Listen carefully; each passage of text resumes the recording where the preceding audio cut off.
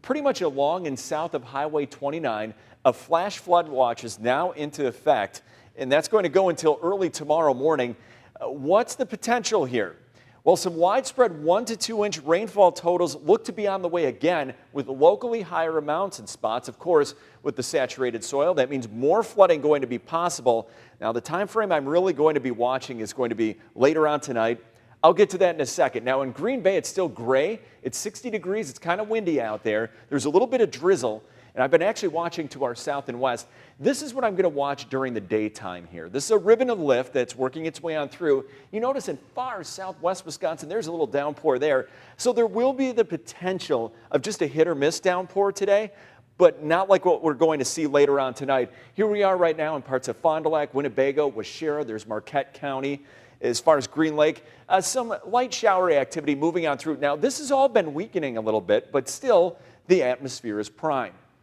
So as high-res future radar pushes this ribbon north, again, a quick downpour still going to be possible today.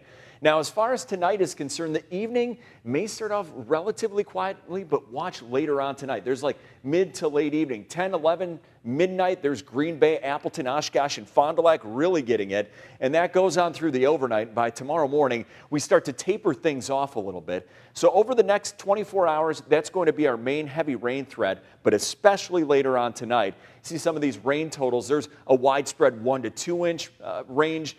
Possible with some of these thunderstorms up to 3 or more inches. So get ready, that flooding potential is not done quite yet. But right now, Oshkosh 61, you're seeing a couple raindrops knocking on your door or a little bit of drizzle.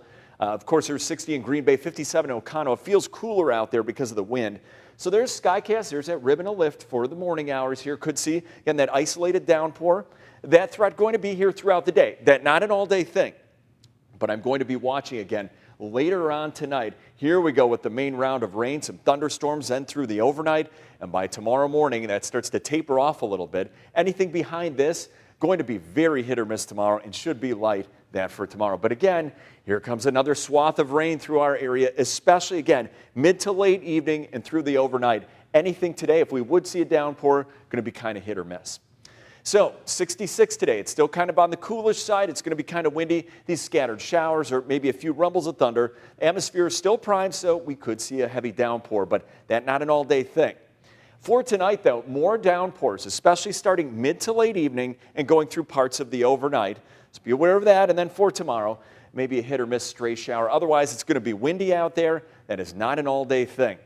Now, the weekend, for the most part, we're talking about maybe a little bit of rain on Saturday night, possibly into early Sunday morning, but most of the weekend all right. Actually, for the Packers game, it's looking kind of warm, and most of the Packers game looks fine. But, Brooke, again, over the next 24 hours, that's going to be the time to watch, but I'm watching especially mid to late evening tonight and overnight. That's the main round of rain. All right.